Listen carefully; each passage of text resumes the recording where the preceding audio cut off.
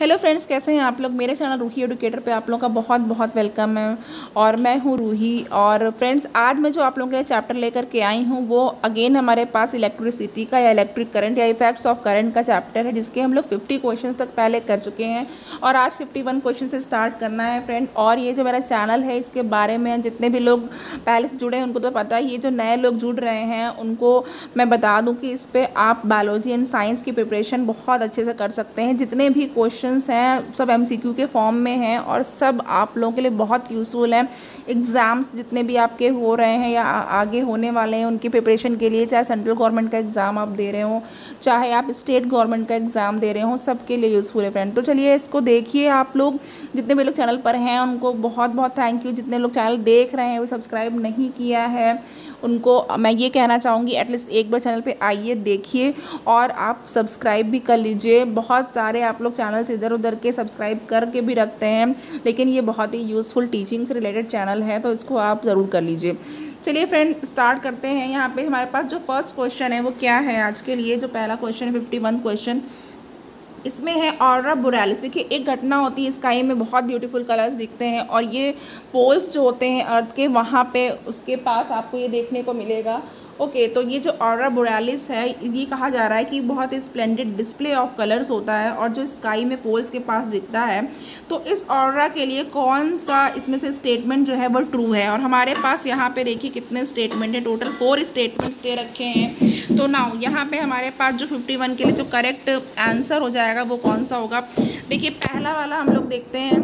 तो फर्स्ट वाला यहाँ पे हमारे पास क्या है, फर्स्ट वाले में हमारे पास है it occurs only due to a solar flare. Okay, तो ये हमारे पास ये जो सोलर हेयर की वजह से होता है ये बिल्कुल करेक्ट है।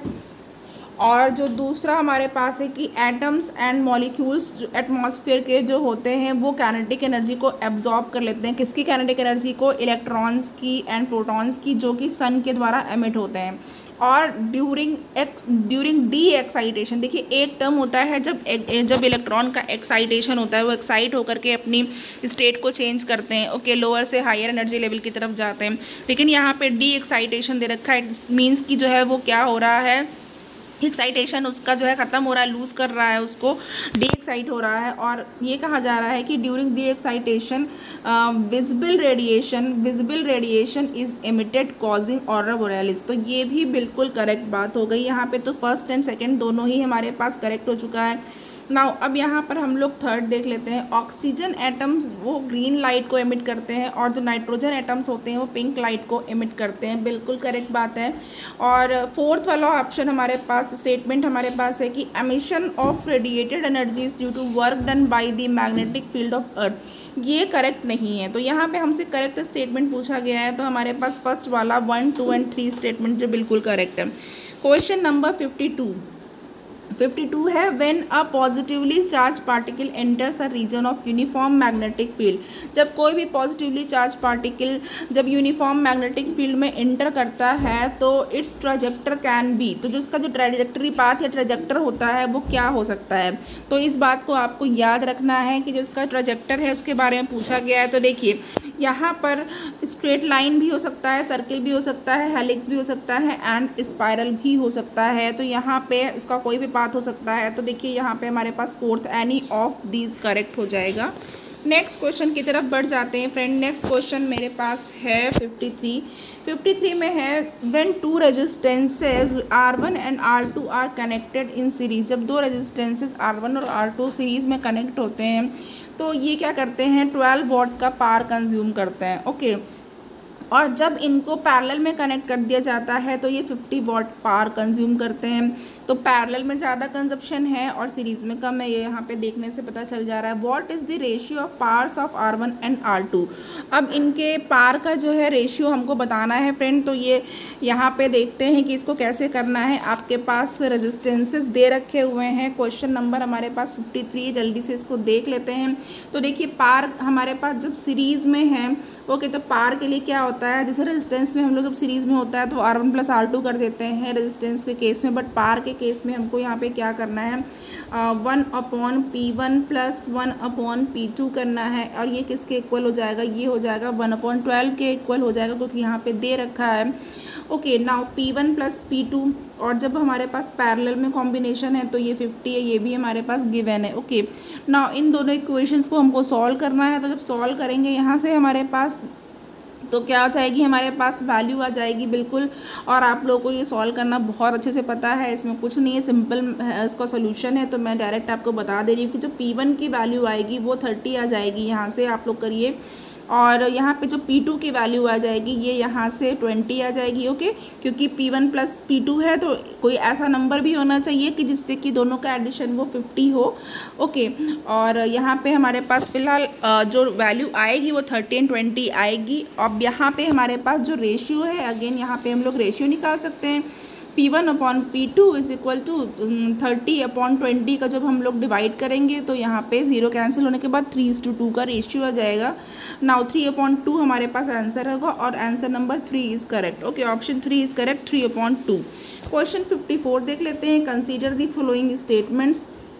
तो अब यहाँ पे अगेन हमको स्टेटमेंट्स देखने हैं 54 के लिए। तो 54 के लिए हमारे पास 4 स्टेटमेंट दे रखे हुए हैं एंड हम देखते हैं कौन सा करेक्ट है। तो देखते हैं friend, the product of volt and coulomb is joule. Okay, ये कह रहे हैं जो प्रोडक्ट होता है वोल्ट का यानी कि V एंड जो कूलम होता है यानी कि C, और ये क्या कह रहे हैं, ये J के बराबर है।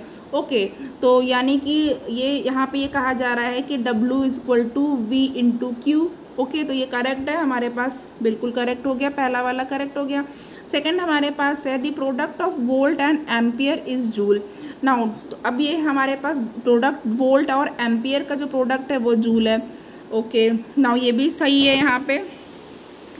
नाउ यहाँ पे हमारे पास अब थर्ड वाला है product of volt and watt is horse power, ये रॉन्ग है। नाउ फोर्थ देखते हैं, watt hour can be measured in terms of electron. Okay, तो देखिए यहाँ पे हमारे पास कौन सा ऑप्शन करेक्ट हो गया 54 के लिए। देखिए 54 के लिए हमारे पास जो करेक्ट होगा ये हमारे पास पहला और दूसरा तो करेक्ट ही था और फोर्थ भी करेक्ट हो गया। तो नाउ 1, 2 एंड 4 करेक्ट हो गए। ओके, नाउ 55th है हमारे पास, a cylindrical bar magnet is kept along the axis of a circular coil. देखिए एक सिलेंड्रिकल बार मैग्नेट है और उसको एक सर्कुलर कोयल के जो है एक्सिस के पास अलोंग रखा हुआ है। Now if the magnet is rotated about its axis, अब इसके एक्सिस के जो है जो चारों तरफ समझ लीजिए या इसके तरफ जो है इस मैग्नेट को रोटेट किया जा रहा है, मूवमेंट हो रहा है उसमें, तो फिर अब यहाँ पे इस कंडीशन के लिए क्या करेक्ट होगा, इस कंडीशन के लिए करेक्ट ये होगा कि no current will be induced in coil. ठीक है, तो यहाँ पे क्योंकि जो है कोई परपेंडिकुलर फील्ड भी नहीं है, परपेंडिकुलर डायरेक्शन भी नहीं है, if the magnet is rotated about its axis then cylindrical bar magnet रखा हुआ है, तो यहाँ पे इसमें कोई करंट इंड्यूस नहीं होगी कॉइल में। इस केस में के लिए 55 के लिए 2 करेक्ट हो जाएगा। नाउ 56 हम लोग देख लेते हैं। 56 है हमारे पास, the total power dissipated in watt in the circuit shown here. यहाँ पे आप देख सकते हैं 6 ओम का रेजिस्टेंस है, पैरेलल में 3 ओम का रेजिस्टेंस लगा हुआ है एंड यहाँ पे हमारे पास 4 ओम का रेजिस्टेंस है एंड वोल्ट हमारे पास हो गया है 18 वोल्ट। अब देखिए यहाँ पे हमारे पास जो करेक्ट हो जाएगा वो कौन सा करेक्ट हो जाएगा यहाँ पे 56 के लिए, तो बिल्कुल यहाँ पे P का फॉर्मूला क्या होगा जब वोल्टेज और रेजिस्टेंस के टर्म में देखा जाए तो V²/R, P=V²/R होता है। तो यहाँ पे हमारे पास V का स्क्वायर कितना है, 18 है, बिल्कुल दिया हुआ है, और R हमारे पास जो टोटल जो रेजिस्टेंस है हमारे पास वो कितना है, रेजिस्टेंस हमारे पास यहाँ पे 6 हो जाएगा। नाउ अब यहाँ पे जब इसको सॉल्व करेंगे तो कितना आंसर हो जाएगा, 54 वॉट हो जाएगा। 54 वॉट हमारे पास आंसर आ गया है। Now total power dissipated in watt in the circuit shown here, तो यहाँ पे हमारे पास 3 बिल्कुल करेक्ट हो जाएगा। नाउ 57 हमारे पास क्या है, 3 equal resistors connected in series. 3 equal resistor वो सीरीज़ में कनेक्टेड हैं। Okay, across a source EMF together dissipated 10 watt. Okay, और जो है 10 वॉट यहाँ पे यूज़ हो रहा है and if the same register connected in parallel, और यही रजिस्टर अगर पैरेलल में लगाए जाते हैं, सेम EMF है, तो पावर कितना डिसिपेट होगा। नाउ अगेन यहाँ पर आप देख लीजिए सीरीज़ के लिए क्या होगा, PS = P/N हो जाएगा। ओके, सीरीज़ के लिए P S equal to P upon N है, तो सीरीज़ में कितना था 10 था। नाउ अब यहाँ पे पी अपॉन एन हमारे पास 3 हो गया। ओके, क्योंकि 3 इक्वल रजिस्टर्स हैं तो 3 कर लिया। तो अब पैरेलल कॉम्बिनेशन के लिए हमें निकालना है, तो निकाल लेंगे आप बिल्कुल। 10 × 3 इक्वल टू 30 वॉट हो जाएगा। तो यहाँ से हमारे पास जो करेक्ट आंसर हो जाएगा वो बी वाला हो जाए 2 वाला हो जाएगा 30 वॉट। Next question 58। पहले यहाँ पे सर्किट देख लेते हैं। सर्किट हमारे पास है, इसमें हमारे पास 2 ओम 4 ओम 1 ओम एंड 5 ओम रजिस्टर लगे हुए हैं। नाउ अब हमें देखना है, ये कहा जा रहा है कि a current of 3 ampere flows through the 2 ohm resistor. Now 2 ohm के रजिस्टर में 3 एम्पियर की करंट फ्लो हो रही है। नाउ पावर डिसिपेट इन 5 ओम रजिस्टर। तो अब 5 ओम के रजिस्टर में कितनी पावर डिसिपेट हो रही है ये बताना है। इसको कर लेते हैं हम लोग 58 वाला। देखिए जो करंट फ्लो हो रही है 2 ओम के रजिस्टर से, तो वो कितनी हो रही है 3 एम्पियर हो रही है। तो जो पोटेंशियल डिफरेंस इसके अक्रॉस हम लोग निकालेंगे, 2 ओम के अक्रॉस जो पोटेंशियल डिफरेंस निकालेंगे वो कैसे निकालेंगे, 3 × 2। ओके, 3 × 2 निकालेंगे कैसे, इज इक्वल टू 6 वोल्ट। ये आप V = IR जो फॉर्मूला होता है उससे हम लोग निकाल रहे हैं यहाँ पे, तो आप यहाँ पे देख सकते हैं। ओके, नाउ चलिए अब यहाँ पे जो हमारे पास है कि जो करंट जो होगा जो बॉटम लाइन पे, जो कि यहाँ पे 1 और 5 ओम यहाँ पे कनेक्टेड है, तो इसके लिए क्या होगा, तो इसके लिए ये दोनों सीरीज़ में हैं। ओके, नाउ अब यहाँ पे 5 और 1 तो कैसे होगा, यहाँ पे देखिए जो 6 है अपॉन जो 6 वोल्ट हमारे पास आ गया। और नाउ अब यहाँ पे हमारे पास 5 + 1 जो होगा, ये जब हमारे पास टोटल 6/6 हो जाएगा यहाँ पे, तो क्या होगा 1 एम्पियर हो जाएगा। ओके, तो अब यहाँ पर देखना है हमको जो पावर डिसिपेट हो रही है 5 ओम रेजिस्टेंस में वो कितनी हो रही है। तो नाउ 5 ओम के लिए P = I² R is equal to I का हम लोग 1 एम्पियर का 1 का स्क्वायर कर लेते हैं, और R हमारे पास 5 है। नाउ इस केस में यहाँ पे 5 वॉट आ गया। ओके, तो 5 वॉट आ गया है, तो यहाँ पे हमारे पास जो करेक्ट आंसर हो जाएगा वो क्या हो जाएगा 5 वॉट, यानी ऑप्शन 2 इज़ करेक्ट। तो चलिए अब यहाँ पे हम लोग नेक्स्ट क्वेश्चन देख लेते हैं। नेक्स्ट क्वेश्चन हमारे पास 59 है। 59 में हमारे पास क्या है, an electric bulb rated 220 volt 100 what is connected in series with another bulb rated 220 volt 60 what. एक इलेक्ट्रिक बल्ब है जिसमें रेट किया गया है 220 वोल्ट और 100 वॉट, और ये सीरीज़ में कनेक्टेड है एक अनदर बल्ब के साथ जिसको रेट किया गया है 220 वोल्ट एंड 60 वॉट। और अगर जो वोल्टेज अक्रॉस द कॉम्बिनेशन वो 220 वोल्ट है, तो जो पावर कंज्यूम होगी 100 वॉट बल्ब में वो कितनी होगी। तो देखिए यहाँ पे हमारे पास जो 59 है इसके लिए क्या होगा, यहाँ पे ये थोड़ा सा लेंदी है और इसको लेकिन मैं बता रही हूँ यहाँ। सो फ्रेंड यहाँ पे जो इसका सोल्यूशन होगा वो क्या होगा, R1 एक मिनट, यहाँ पे जो सोल्यूशन होगा ये हम पहले तो resistance R1 is equal to V² upon P। Okay, क्योंकि P = V² अपॉन R होता है, तो यहाँ से हमने R1 is equal to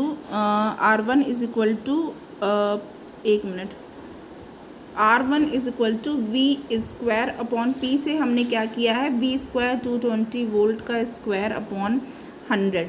now R1 is equal to 484 ohm, इतना हमारे पास आ गया। नाउ रेजिस्टेंस ऑफ बल्ब 2, अब दूसरे बल्ब का जो रेजिस्टेंस होगा वो कैसे निकालेंगे, तो वो R2 से निकालेंगे हम लोग। ओके, तो वो R2 से निकाल लेंगे। Now R2 is equal to 220 volt का होल स्क्वायर अपॉन 60 वॉट। अब यहाँ पे जब इसको सॉल्व करेंगे 4840 अपॉन 6 इज़ इक्वल टू 806.6 ओम आएगा। इतना आएगा, आप कैलकुलेट करके चेक कर लीजिएगा। ना अब हमको क्या करना होगा, अब हमको इक्वल रेजिस्टेंस निकालना होगा, जो कि अब सीरीज़ में हो जाएंगे, तो R1 + R2 हम यहाँ से निकाल लेंगे। तो देखिए यहाँ पे हमारे पास R1 + R2 की वैल्यू आएगी, कितनी आएगी, अब कैसे निकाल रहे हैं इसको, 220 का whole square. Now 1/100 + 1/60। Okay, now इसको जब हम लोग सॉल्व करेंगे, तो अब यहाँ पे हमारे पास जो सॉल्व अभी नहीं करते हैं, हम क्या करेंगे, सीधे इसको हम इक्वेशन में भी पुट करेंगे। नाउ तो जो करंट फ्लो हो रही है वो कैसे फ्लो हो रही है, नाउ करंट फ्लोइंग, तो I is equal to V upon R से कर रहे हैं, तो वी हमारे पास 220 वोल्ट है अपॉन जो आर अभी अभी हमने निकाला है उसको हम लोग नीचे इक्वेशन में लिखेंगे, तो इस तरीके से होगा 220 का स्क्वायर और फिर यहाँ पे 100 इंटू 60 अपॉन 160। अब इसको हमको पूरा सॉल्व करना है, तो जब हम इसको सॉल्व करेंगे तो यहाँ पे हमारे पास करंट की वैल्यू आएगी, और वो कितनी आएगी, इस करंट की वैल्यू जो हमारे पास आएगी यानी कि I is equal to 15/88 ampere आएगी। ओके, 15/88 एम्पियर हमारे पास आ रही है। अब हम इतना आप लोग नोट डाउन कर लीजिए। नाउ अब हमें क्या करना है, अब हमको जो पावर कंजप्शन है उसको हम लोग देखेंगे। तो now power consumption is, now यहाँ पे अब जो पावर कंजप्शन हो जाएगा वो कितना आ जाएगा, नाउ पावर कंज्यूम जो होगी वो होगी P, और ये किसके लिए होगा, जो 100 वॉट के बल्ब में जो पावर कंजप्शन होगा P is equal to I square R के फॉर्मूले से R1 बल्कि हम यहाँ पे लिख सकते हैं, तो 15/88 का होल स्क्वायर इंटू 220 का होल स्क्वायर अपॉन 100। नाउ यहाँ पे हमारे पास 225/16 है, तो इक्वल जब करेंगे तो 14 वॉट यहाँ पर हमारे पास आ जाएगा। तो नाउ पावर कंजप्शन जो 100 वॉट के बल्ब में होगा वो 14 वॉट हमारे पास यहाँ पे आंसर आ गया है। Now second option is very correct. चलिए अब now 68 is a copper ring is held horizontally and a bar magnet dropped through the ring with its length along the axis of the ring. एक copper ring है जो कि horizontally held की गई है और एक बार मैग्नेट को इस रिंग के थ्रू ड्रॉप किया जाता है इसकी लेंथ के अलोंग, और एक्सिस जो है रिंग की उसके अलोंग यहाँ पे, मतलब आप समझ लीजिए उसके अंदर बाहर ले जाया जा रहा है। Now the acceleration of the falling magnet, जो फॉलिंग मैग्नेट का एक्सेलरेशन होगा while it is passing through the ring, जब ये रिंग के थ्रू पास करेगा तो वो कितना हो जाएगा। सपोज़ यहाँ पर हमारे पास एक रिंग है और इसमें जो है इसके अंदर बार मैग्नेट का मूवमेंट है, तो यही कहा जा रहा है जो एक्सेलरेशन होगा जो फॉलिंग मैग्नेट का while it is passing through the ring, तो वो क्या होगा। तो ना यहाँ पे देखिए, यहाँ पे जब मैग्नेट को वर्टिकली जो है वो फॉल करने के लिए जब छोड़ा जाएगा तो क्या होगा, और ये क्या है, इस जो सर्किल है या लूप है इसके अलोंग, तो जो नॉर्थ पोल होगा वो रिंग की तरफ होगा। ओके, नाउ यहाँ पे सपोज़ ये बार मैग्नेट है तो इसका ये जो नॉर्थ पोल है और एक साउथ पोल है, तो नॉर्थ पोल जो है वो रिंग की तरफ होगा। तो जब ये रिंग की तरफ होगा तो जो अपर फेस होगा रिंग का वो भी नॉर्थ पोल हो जाएगा, और ये क्या करेगा, ये उसको जो है रिजेक्ट करेगा, यही समझ लीजिए अपोज करेगा। और फिर क्या होगा, अब जो एक्सेलरेशन होगा इस कंडीशन में, तो magnet is less than the g, तो वो जो जी होगा यानी कि जो ग्रेविटी की एक्सेलरेशन होगा उससे कम होगा। तो नाउ यहाँ पे हमारे पास जो 60 का जो आंसर आ जाएगा वो क्या होगा, less than that due to gravity. Okay, तो ये ग्रेविटी से कम होगा, इसलिए यहाँ पे ऐसा है। 61 में देख लेते हैं। नाउ 61 इज़, तो 61 के लिए हमारे पास है 25 what bulb, 25 what 220 volt bulb है, एंड एक 100 वॉट एंड 220 वोल्ट बल्ब है। इसको कनेक्ट किया गया सीरीज़ में अक्रॉस 220 वोल्ट लाइन से। और विच electric bulb will glow more brightly, तो कौन सा इलेक्ट्रिक जो है बल्ब होगा वो ज़्यादा ब्राइटली ग्लो करेगा। तो देखिए जो रेजिस्टेंस है 25 वॉट बल्ब में वो ज़्यादा होगा 100 वॉट के बल्ब से। ओके, वॉट कम होता है तो रेजिस्टेंस ज़्यादा होता है। ओके ना, और सो जो यहाँ पे करंट यहाँ पे क्या है, सेम है, तो हीट प्रोड्यूस होगी वो 25 वॉट के बल्ब में ज़्यादा प्रोड्यूस होगी, इसलिए ये ज़्यादा ग्लो करेगा। ओके, तो अब यहाँ पे जो हमारे पास इलेक्ट्रिक बल्ब कौन सा ज़्यादा ग्लो कर रहा है, तो देखिए 25 वॉट बल्ब। ओके, ये 61 के लिए हमारे पास 1 वाला आंसर करेक्ट है। नाउ यहाँ पे अब हमारे पास नेक्स्ट कौन सा होगा, 62। तो 62 के लिए देख लेते हैं कौन सा है हमारे पास। 62 इज़ डायग्राम दिया हुआ है और एक बार मैग्नेट को मूव किया जाता है along the common axis of 2 single turn coil A and B in the direction of arrow. तो देख सकते हैं ये कॉइल A है और ये बी है, और ये हमारे पास bar magnet north and south है। तो जो साउथ वाला एंड है वो बी की तरफ है, नॉर्थ वाला है वो ए की तरफ है। अब यहाँ पे हमारे पास जो करेक्ट ऑप्शन है वो क्या होगा 62 के लिए। 62 के लिए हमारे पास जो करेक्ट ऑप्शन है वो होगा induced current in A and B are in opposite direction. अब ए और बी में एक करंट इंड्यूस होगी मैग्नेट की वजह से, तो वो उसकी डायरेक्शन क्या होगी, ए और बी में सेम डायरेक्शन में नहीं होगी, ये अपोजिट डायरेक्शन में होगी। ओके, तो नाउ यहाँ पे हमारे पास 62 का करेक्ट हो गया। 63 यहाँ पे अगेन हमारे पास जो है बल्ब का क्वेश्चन है। नाउ 63 में है 2 बल्ब हैं, एक 50 वॉट का है एंड अनदर 25 वॉट का है, और ये सीरीज़ में कनेक्ट कर दिए गए हैं मेन से। तो जो रेशियो होगा इनकी करंट का वो क्या होगा। तो फ्रेंड देखिए, सीरीज़ में आपको पता है करंट सेम होती है और पैरेलल में वोल्टेज सेम होता है। तो 63 में जो सीरीज़ में बल्ब होंगे तो यहाँ पे जो सेम करंट होगी। तो देखिए अब नाउ यहाँ पे 63 के लिए जो करेक्ट ऑप्शन हो जाएगा वो कौन सा हो जाएगा, 1:1। ओके, 1:1 हो जाएगा आंसर। थर्ड वाला ऑप्शन बिल्कुल करेक्ट है। 64 में हमें कॉलम मैच करना है। हमारे पास 2 कॉलम है, कॉलम 1 एंड कॉलम 2। तो यहाँ पे हम लोग जो है 64 में देख लेते हैं क्या करना है, कौन सा ऑप्शन हमारे पास करेक्ट हो रहा है। और हमारे पास इसको मिनिमाइज़ कर देती हूँ मैं, जिससे आपको सब विजिबल हो, ठीक से देख सकें आप। तो देखिए ये जो ए वाला है कि smaller the resistance greater the current, resistance जितना ही कम होगा करंट उतना ही ज़्यादा होगा। ऐसा कब किस केस में होगा, जब रेजिस्टेंस को कहाँ पे कनेक्ट किया जाएगा, पैरेलल में कनेक्ट किया जाएगा। ओके, जब पैरेलल में कनेक्टेड होंगे रेजिस्टेंस तो ऐसा होगा। नाउ सेकेंड वाला देख लेते हैं, greater of smaller the resistance the current is same. अब ये वाला जो केस है वो किस में होगा, जब रेजिस्टेंस को सीरीज़ में कनेक्ट किया जाएगा। ओके, तो ऐसा हो जाएगा। फिर सी वाला है हमारे पास, greater the resistance smaller the power. Resistance जितना ही ज़्यादा होगा पार उतनी कम होगी जब वोल्टेज अप्लाई होगा। Okay, and greater the resistance greater the power, resistance और पार दोनों ही ग्रेटर है, इसका मतलब जब सेम करंट को पास किया जाएगा। तो यहाँ पे हमारे पास फोर्थ वाला ऑप्शन बिल्कुल करेक्ट है। ओके, चलिए नेक्स्ट क्वेश्चन देख लेते हैं। नेक्स्ट हमारे पास है 65 में क्या है, इसमें है हमारे पास कौन सा स्टेटमेंट करेक्ट है। तो 65 में हम लोग देख लेते हैं।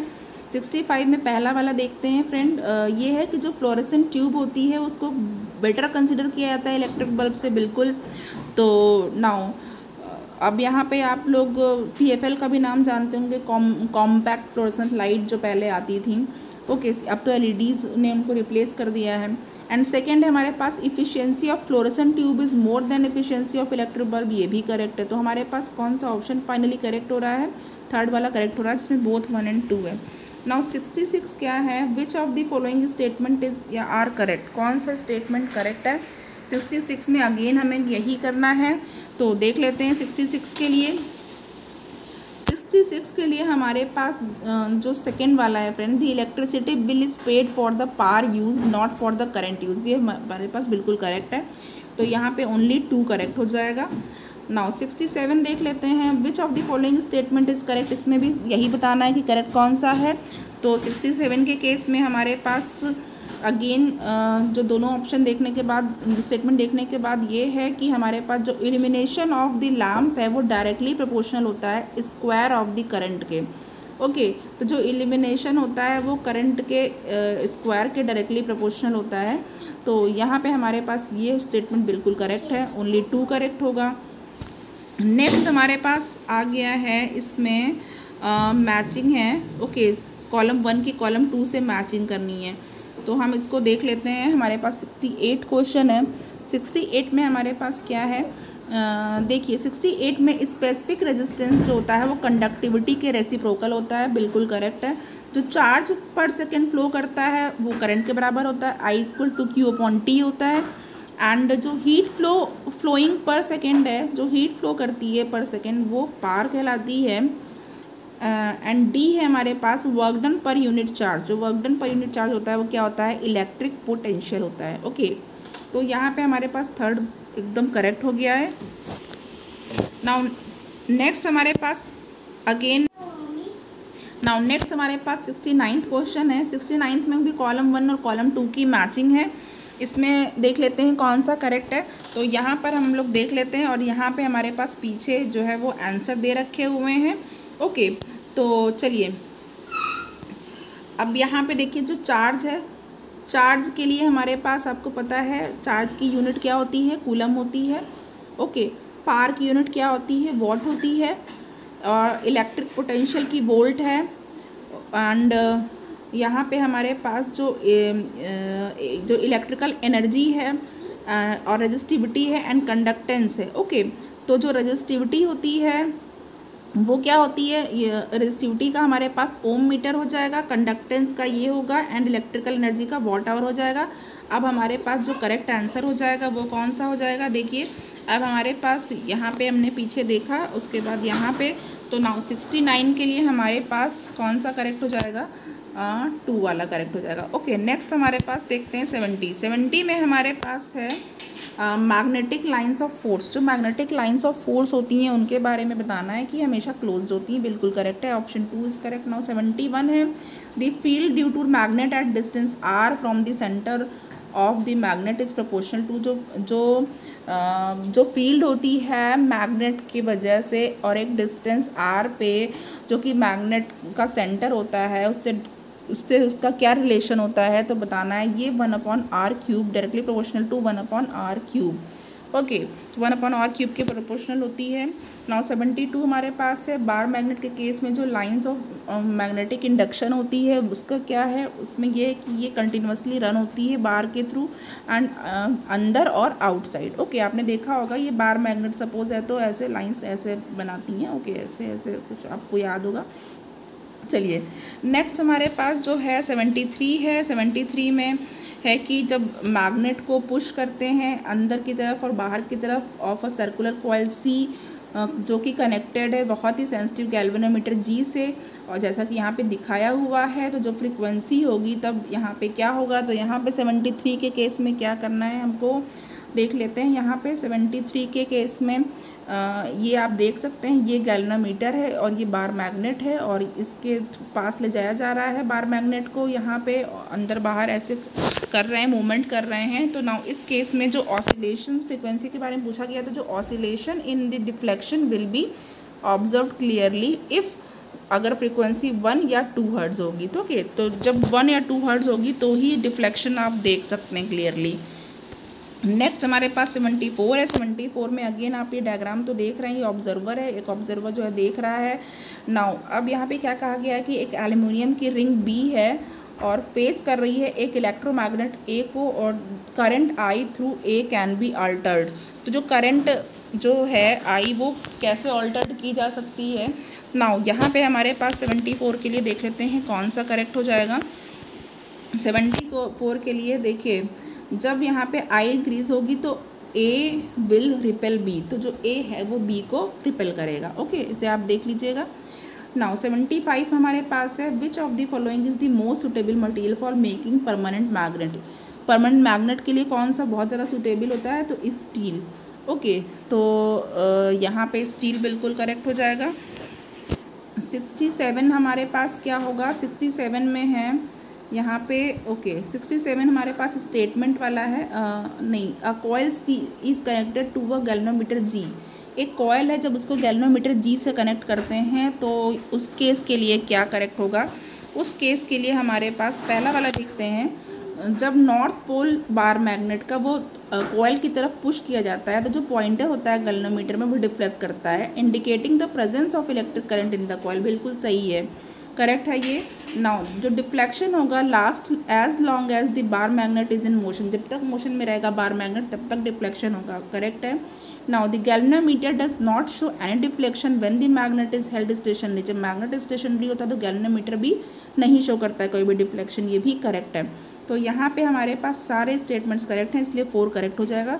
तो आज के लिए फ्रेंड देखिए इतने क्वेश्चंस मैं लेकर के आई हूँ और आगे हम लोग और भी क्वेश्चंस लेकर के आएंगे। बस आप लोग प्लीज़ इसको लाइक करिए, शेयर करिए, लर्न करिए और सब्सक्राइब कर लीजिए। थैंक यू सो मच और आप अपना ख्याल